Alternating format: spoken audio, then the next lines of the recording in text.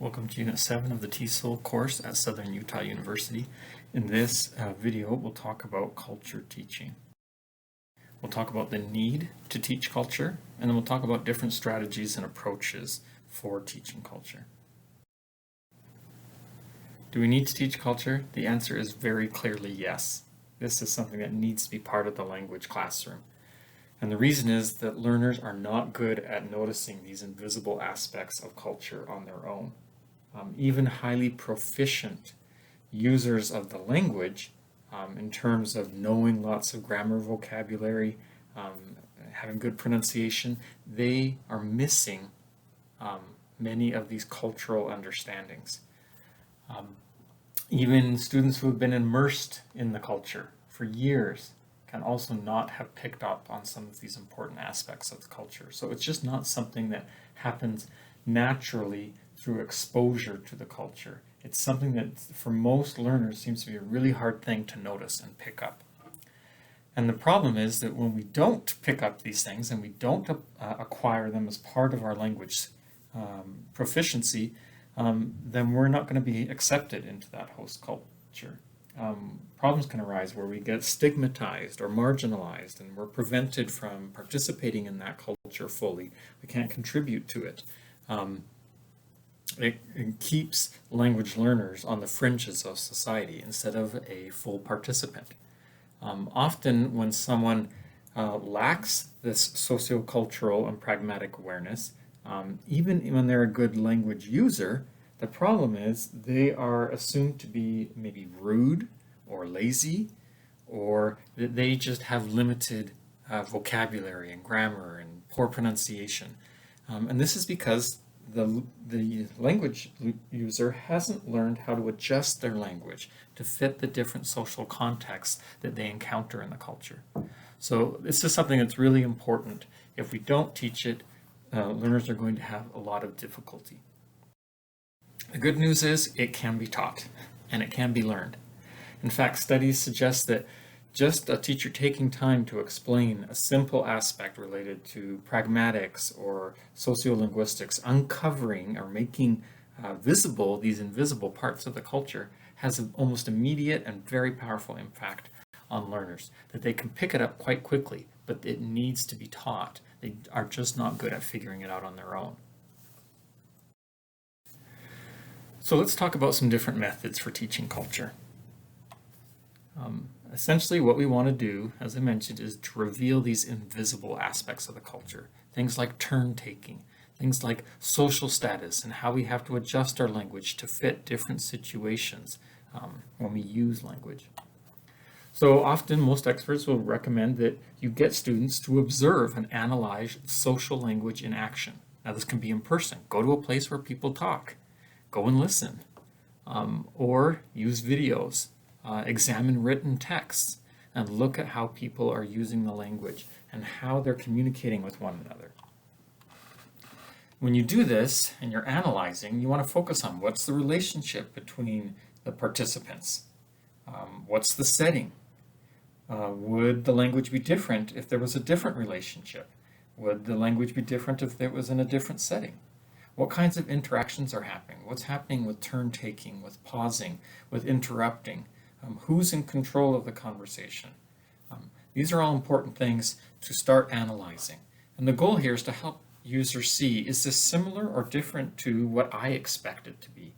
And is this similar or different to other interactions I've seen in the language? And if it is different, then why? What's different about this context that means that the language has to change? We also want to make sure that we're using authentic language.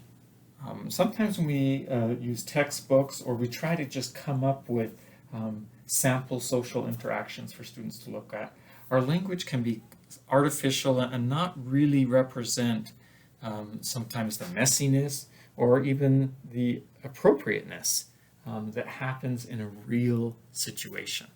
So going and observing people will get us authentic language, or using samples of language that haven't been scripted are a good way to do that as well. And again, as we talked about, as you talk about the social setting and the relationships and all of those factors, you want to talk about what would happen if a different form was used. So instead of using this grammatical form, or instead of using this vocabulary word, what if we use this word that has a similar meaning? Or instead of this greeting, what happens if we use this greeting? And talk about how that can change the dynamic of the relationship and whether it may not be considered appropriate or not. Even something like a simple hi could be appropriate in some contexts, but not in another.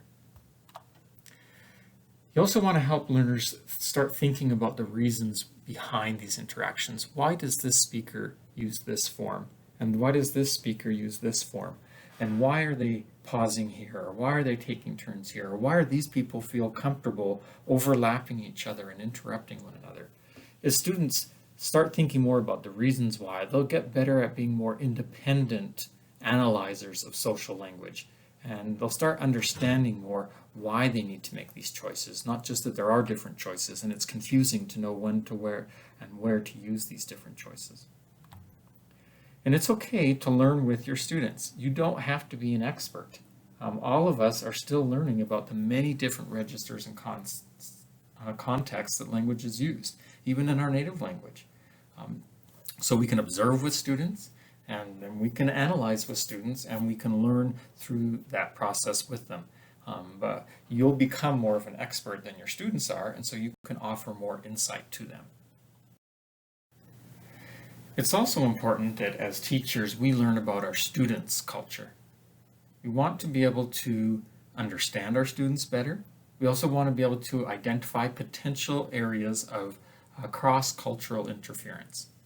So when a student doesn't have a good understanding of the target language culture, they're going to rely on their native language culture and assume that everything is like their native language unless they know differently. So if we can identify, here's an area where I'm anticipating that my learners are going to struggle, then we can highlight that to them and help them. But we won't know that unless we understand their culture as well. It's also important to understand their culture so that we can make sure that our instruction and the materials that we select are culturally sensitive and appropriate for them and won't offend them. Yes, it's true that they need to learn to adapt to the classroom culture of the language that we're teaching, but we also need to be sensitive and understand that they're coming possibly from somewhere very different, and we need to help them bridge that gap in ways that can help them feel comfortable and safe. As we've talked about, there's an effective filter, right? There's this barrier that can rise up when students don't feel safe and comfortable, and that prevents them from learning.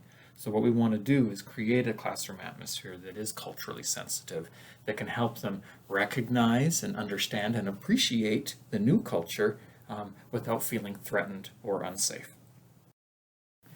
So in this video, we've talked about the importance of teaching culture to our students because they will not learn it usually on their own. And then we talked about different strategies and ways that we can use authentic samples of language to observe and analyze and think about and then hopefully understand the target language culture so that students then can acquire that understanding and make it part of their interactions.